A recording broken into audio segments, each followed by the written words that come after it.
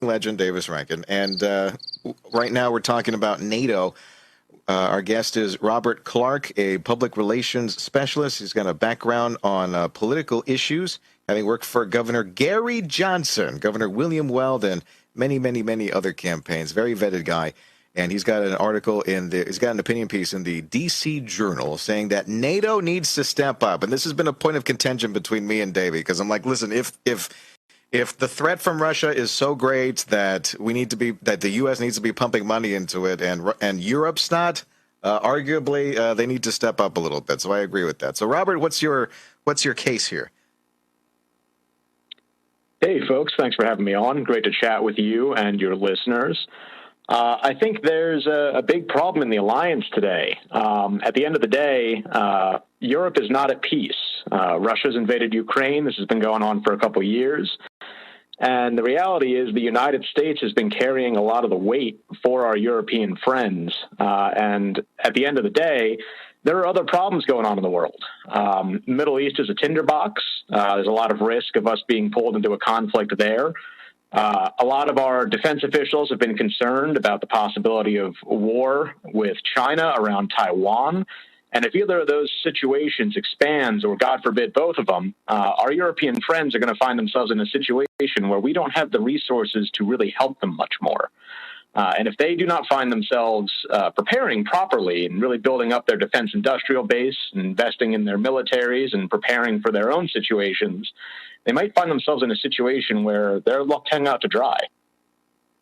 Yeah, it just kind of feels like a lot of these foreign entanglements.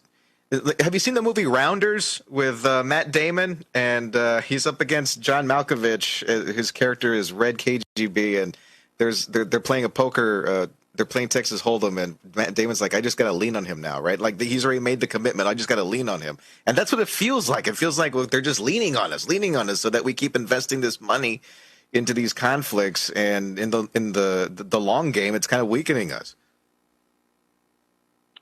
Yeah, well, at the end of the day, military spending is never very popular. And Europe has had the opportunity for quite some time, particularly since the collapse of the Soviet Union in the 90s, to enjoy what we call the peace dividend, which just generally means they didn't really have any serious threats, so they were able to redirect their tax funding into popular social programs and the like. And it's gone on long enough now that it's very difficult politically for these countries to kind of pivot back into making these hard choices. But as situations across the globe continue to worsen, it's becoming more and more important for them to start having those conversations and really maybe making those important investments. Joining us on 710 KURV, Robert Clarke. He's had an incredible career with different political issues behind the scenes on campaigns and many, many other think tank organizations. Davis Rankin, your question. Go ahead. In the best of all possible worlds, what would you want? The NATO countries are supposed to spend, was it 3% of their budget on military things, and they have not been doing it very much. I don't know what they are now. And one of the Balkan countries, they got to 3%. But what would you do? So it's 2% minimum of GDP, gross domestic product, and I think 11, including the United States within the alliance, are currently hitting that benchmark, which means you have about 20 countries in Europe that aren't getting there. But it goes a bit deeper than that. 2% is a nice idea, and it's important for larger, more affluent countries in particular, like Germany or France or the United Kingdom. But a lot of those 11 that are currently hitting that mark are smaller countries, where that 2% number actually really isn't all that much investment. And it's easy for some of those countries to get there through changing how they're spending money elsewhere in the government as well. So that just sort of naturally brings up that military spending percentage. So I think the bigger challenge here is our European allies, particularly the European Union as a sort of cohesive group, need to really sit down and work through who needs to do what for us to have the capabilities that we lean on the United States for. And that can be everything from producing the certain types of weapons that they need to figuring out how they do strategic lift, the movement of heavy equipment from one side of the continent to the other, to who needs to sort of field the rank and file. Where do we need troops to come from? Who needs to be trained on certain weapon systems? And these are things that Europe has, in many ways, forgotten how to do. It's all siloed. The particular countries in Europe that are decently capable when it comes to military aspects, like the UK or France, do it within their own structures, and they don't coordinate with a lot of their partners on the continent. So what winds up happening is, if you have a serious conflict with Russia or another power in Europe, there isn't this strong connectivity between these various aspects, and that winds up leaving the whole continent weaker as a whole. And they typically lean on the United States to fill those gaps. Hasn't the what I've read comments on is that the invasion of Ukraine and some of the things Vladimir Putin has said about the Balkan countries has really gotten their attention, galvanized their attention, as it were. As I've said to Zach, Germany, for the first time since World War II, has put troops in, I think it's Lithuania, stationed them there. I guess out of concern, or to tell Putin don't invade. Yeah, a lot of the smaller countries in the Balkans and the Baltics as well have really stepped up to kind of handle their own security as best they can. But I think one of the big disconnects that we in the United States often don't really recognize is the sort of power differential between those countries and Russia as a whole.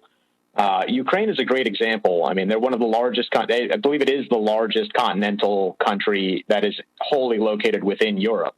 It had a very well-organized and strong defense industrial base with the former Soviet industry that they had there, one of the largest and most well-equipped and trained militaries in Europe. That they're still facing all of these sort of headwinds in this particular conflict. A small country like Lithuania or Latvia or Estonia can do a lot to sort of build up their own internal security, but when it comes to their overall contribution to the security of Europe as a whole, if a resurgent Russia or some other foe were to attack the continent, would be very marginal. And that's just an unfortunate reality of the size of their economy, the ability for them to field troops, so on and so forth, just based on population sizes and the sort. Sure. Germany has stepped up a lot in recent years as this war kicked off, but even so, a lot of the work they've put in has been very, very limited compared to what really needs to start happening. As far as President Sleeper, Joe Biden, as I refer to him, his sales pitch has kind of been, come on, guys, just one more check. This will be the check that'll turn the tide. Come on, just one more. How accurate is he in saying that? So I think, unfortunately, the reality here is that no amount of direct military aid at this point is going to really change the tide of this conflict. One of the biggest challenges that Ukraine faces at the moment isn't that they don't have enough ammunition or equipment, which is always an ongoing challenge in a war, but it's a manpower problem. Do they have enough people to fire that equipment or to operate those weapon systems? Ukraine is currently exploring a new draft law that would bring new folks in over, I believe it's a 500,000 person recruitment goal that they're shooting for. But training those people takes time, and it has impacts elsewhere on the Ukrainian economy. You're pulling working age young men and women out of the economic system and putting them on the front lines of a conflict, which creates other problems.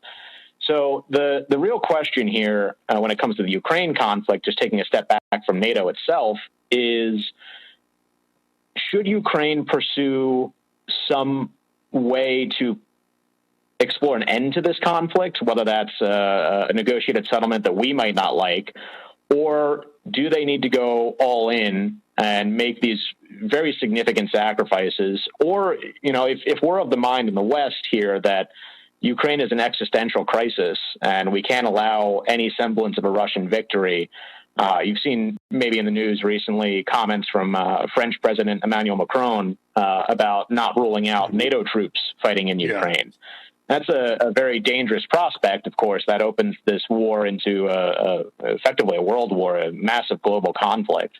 But, if we feel that it is that important, then it's worth having that honest conversation, both here in the United States and in Europe. With all this money that we're sending to Ukraine, I hadn't even thought about this, but when it's all said and done and all the smoke is cleared, I mean, how much money is the U.S. probably going to invest in rebuilding Ukraine if they win? You know what I mean?